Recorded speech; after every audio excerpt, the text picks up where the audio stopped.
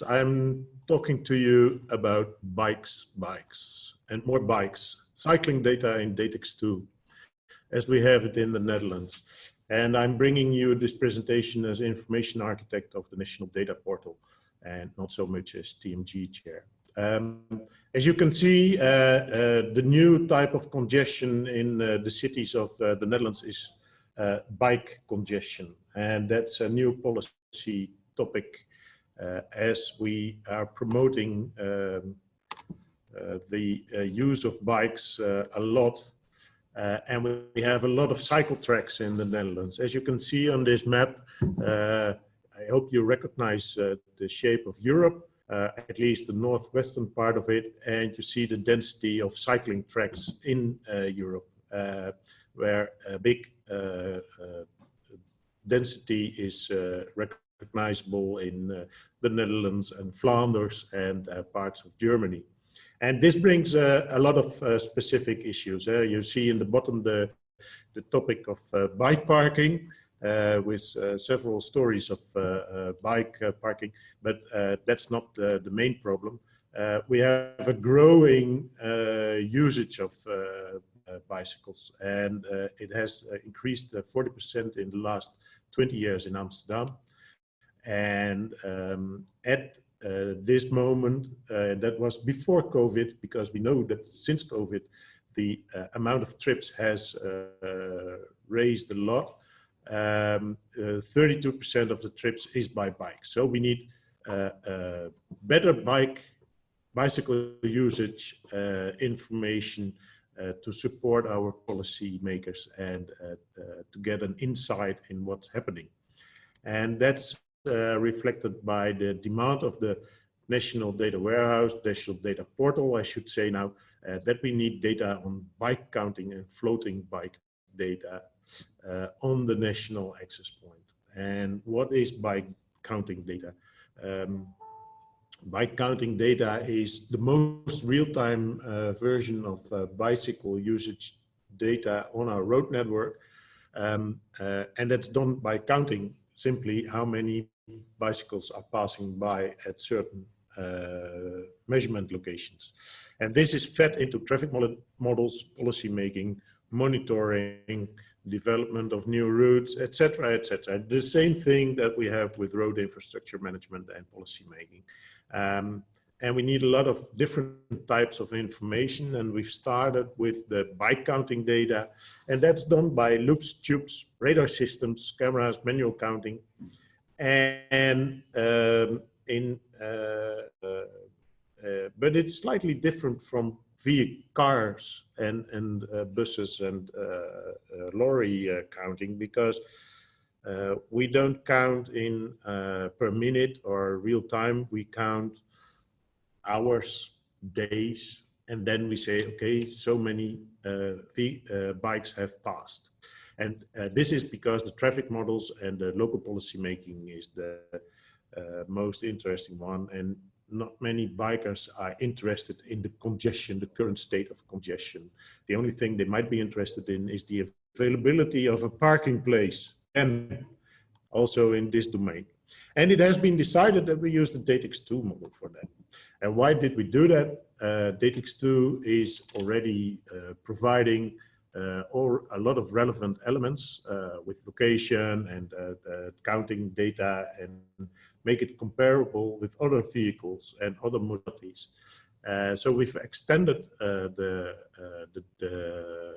scope of the model a bit because we want to have different classifications, and because of speed category and types of bikes and propulsion types, etc. What you see here is that the speed categories are also measured, actually measuring the speed of a bicycle passing by seems to be quite difficult. So the accuracy of the measurement is within a range of 5 kilometers per hour. And what you see in the Netherlands map is the locations where we have counting systems in place at the moment. It's growing rapidly. At the moment, we have 6 road operators that have permanent measurement locations, and we also have 6 that have periodic measurement locations, which means that they count only the first week of the month, or only the first month of the year, or well, at least not a continuous flow of measurements, but it is simply with intervals. And this is growing now 9 to 9 and 8 of each type.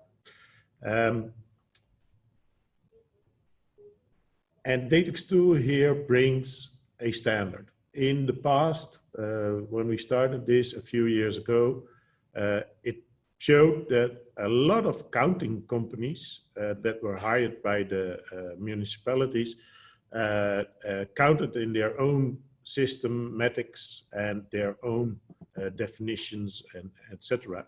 And so there was a widespread of different information, uncomparable, and the road operators agreed to harmonize this and to start a data portal for biking data.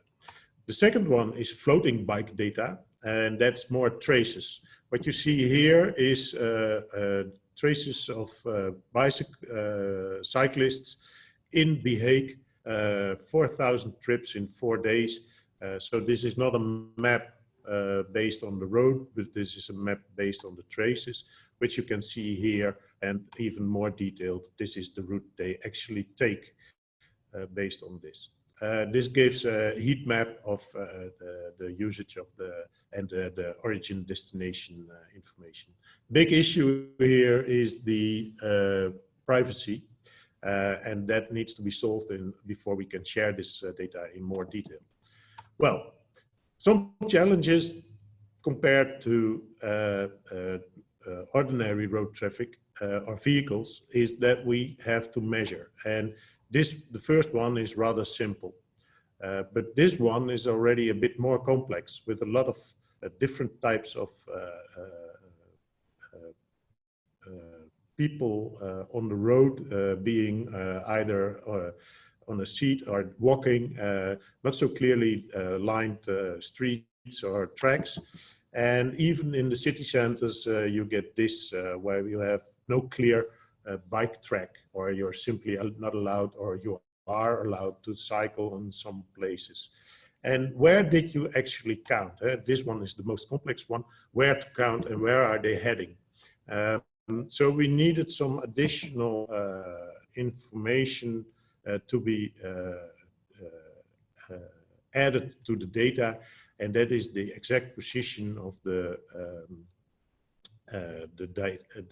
location, to identify the proper counting spots where no real carriageway can be identified. And this is what we did. We created the transverse section of the road, and we followed there the approach taken by the navigation data standards, with demarcation of the entire road from facade to facade, or from fence to fence, or from fence to facade, or the canal, or whatever. But at least you have some reference, and then you can split up the road in different lanes, and these lanes will have a demarcation, but they also have a characteristic that could be lawn, or it could be water.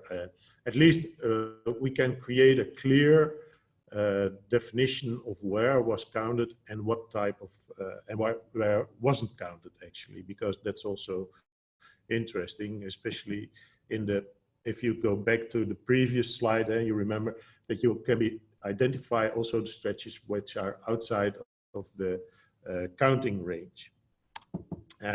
We also added some additional bicycle classification characteristics, the type of propulsion, and also the legal classification we've added, whereas slow vehicles in general are allowed on those specific cycling tracks. If your vehicle is adapted to have a maximum speed of 25 kilometers per hour, it is allowed on the cycling track. and that even could be your Mercedes S600, as long as it is certified, adapted to that speed classification. And cyclists tend to have wider bikes as well, with some problems with narrow through passes, where the cargo bikes or the kids' bikes cannot pass through if they are too wide. So there's another classification that has been in the extension. It needed to be a pitch. I tried to be short. I was warned by my chairwoman that I tend to go into too many details because of my enthusiasm. But if you are interested, please contact me. We will also publish this, these extensions on the DATEX II website, as we've implemented them now. So they are really operational, and we also will provide some example data sets. Thank you.